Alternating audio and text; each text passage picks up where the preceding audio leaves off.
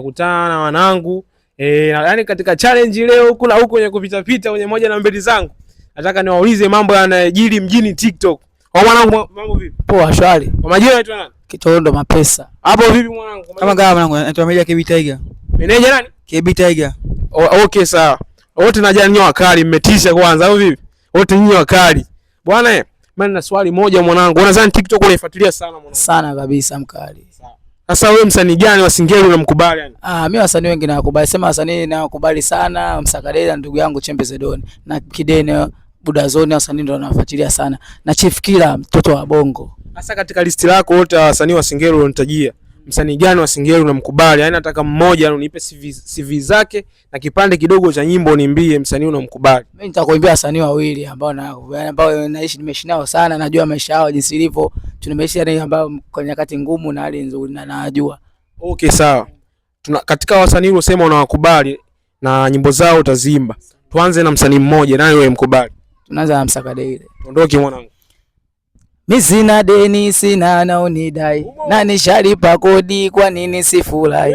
Mimi sina deni sina naonidai maisha yenyewe mafupi kwa nini si enjoy? Natafuta kwa tabu mwanangu nitambe nilinge nivimbe kama maneno yao wacheni wachonge wapambe sina habari nao kama unaweza we twende wote tukale bata usiogope agiza chochote wacha mapepe leo hakuna chawa mabosi kama wote nifuge hela ndani kwangu wapeda wapi kuhusu kujenga siwezi kujenga walai acha nitumie hela zangu wewe ujinga sitaki naweza kufa alafu zote zikabaki na nani nasema silali mimi nacheza mpaka asubuhi. Okay mwanangu hapo nakuometisha na Chembe naye ukija upande wa pili nipigie cha mwisho mwanangu.